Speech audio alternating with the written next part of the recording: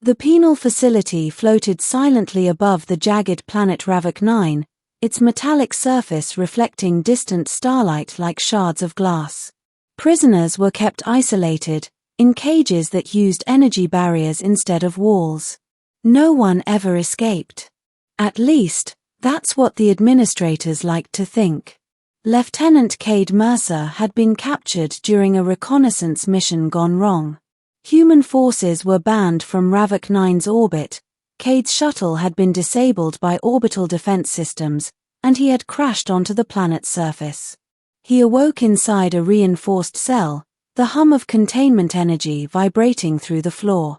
Across from him, the barrier flickered, and in the shadows, he saw movement. Then she appeared.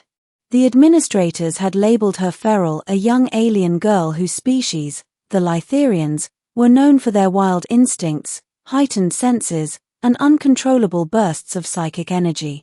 The cage wasn't just a holding cell, it was a buffer. Humans and Lytherians were rarely placed together, and even when they were, violence usually erupted. Cade's first thought was to brace for attack. The Lytherian girl's eyes glowed faintly in the dim light, and her body was lean, coiled like a predator. Her claws tapped against the floor as she studied him, tilting her head like a cat assessing prey. "Name?" Cade asked cautiously. She hissed. "No answer." "Look, I don't want trouble. I'm just as trapped as you are." Her gaze lingered on him, intelligent and wary, yet unreadable. The door sealed shut with a hiss, and the warning lights pulsed red. Cade realized that, for the next several days, they would be stuck together. The administration wanted them to fight. They expected chaos. Middle understanding the beast. Hours passed. Cade sat cross-legged, careful to make no sudden movements. The girl circled, sniffing the air, testing the energy barrier. He watched, trying to remain calm. By the second day, he began to notice patterns. She wasn't mindless, her movements were deliberate. Her body language shifted based on his tone, his posture, his breathing. "Are you hungry?" he asked, finding some leftover rations in the corner. He set a tray down and moved away, giving her space. She approached cautiously, sniffed, and then ate. Cade relaxed slightly. There was a fragile truce forming. By the third day, he spoke more low tones, stories of home, of humans, of distant worlds. She listened. Sometimes she emitted low hums, almost like laughter, but he never pressed for more. When the first minor earthquake shook the facility, she jumped, but not at him. She moved to shield him, claws scraping lightly against the energy field. Cade froze. He had expected hostility, he hadn't expected protection. He began to understand something profound. She had been labeled feral not because she was violent, but because she was misunderstood. By the fourth day, she allowed him to sit closer. By the fifth, she touched his arm lightly, testing reactions. Cade flinched, but smiled gently. "It's okay. You can trust me." The bond forms. On the sixth day, the facility's energy systems faltered, storms outside caused fluctuations in the power grid. The barriers flickered, leaving the cage unshielded for the first time in weeks. Cade knew they had minutes to act before the system reset. "We can't stay here," he said. "We need to find cover." The girl's tail lashed in agitation. Then, unexpectedly, she climbed into his lap, nuzzling her head against his chest. Her warmth was immediate, calming. Cade froze, heart racing. "Hey, okay, we'll figure this out." For the next hour, she stayed there, purring softly, a sound humans rarely heard but immediately recognized as contentment. Cade whispered stories of home, of Earth's oceans, its forests, its cities. He felt her chest rise and fall with his own heartbeat.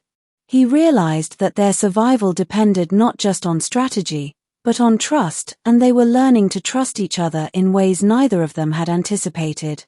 The escape attempt. By the seventh day, Cade knew they had a window to escape. The energy barriers were failing more often, and security patrols were delayed due to external storms. He motioned for her to follow.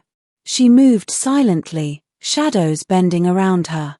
They reached the outer corridors, avoiding guards, using the minimal energy fluctuations to pass unseen. When a patrol came into view, the girl instinctively leaped forward, claws extended, but Cade put a hand on her shoulder. "Wait, let me handle this." He created a diversion, tossing a small panel to trigger the sensors. The guards diverted. She followed, silently, her gaze still wary but now tinged with a strange loyalty. They reached the exterior hangar. Cade's heart sank. There was only one small shuttle, partially damaged.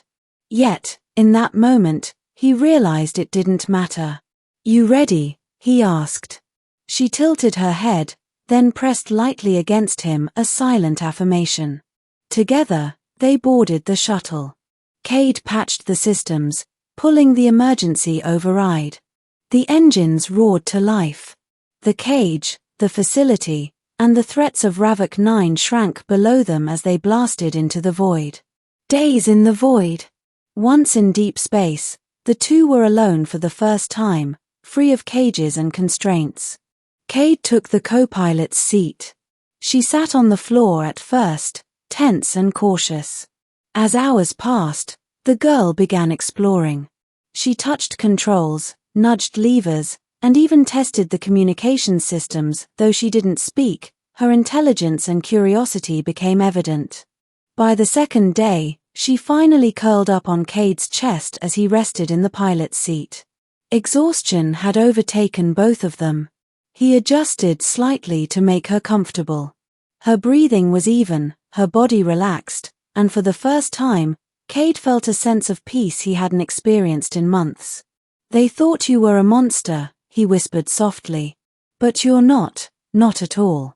She hummed, a low vibration against his chest. The sound was hypnotic, almost musical, soothing in a way he hadn't expected. For hours, neither spoke. The hum of the shuttle, the distant stars, and the warmth of her body created a sanctuary, a fragile peace in the middle of chaos. The pursuit. Of course, freedom rarely lasts. Ravok 9's orbital defense detected their escape, and soon, enemy shuttles were dispatched to intercept them. Cade awoke to the hum of approaching engines. He looked down. The Lytherian girl was still asleep, unaware or perhaps trusting that he would protect her. "Guess we're not out of the woods yet," he muttered. She stirred slightly, eyes fluttering open. Her gaze met his. For the first time, he saw something like understanding, acknowledgement that they were partners in survival. The pursuit was fierce. Alien ships swarmed around them, energy beams cutting through the void. Cade maneuvered the shuttle with precision, dodging attacks, weaving through asteroid fields, and using debris to obscure their path. She assisted when she could, using psychic bursts to disrupt targeting systems, a skill she had instinctively honed in captivity.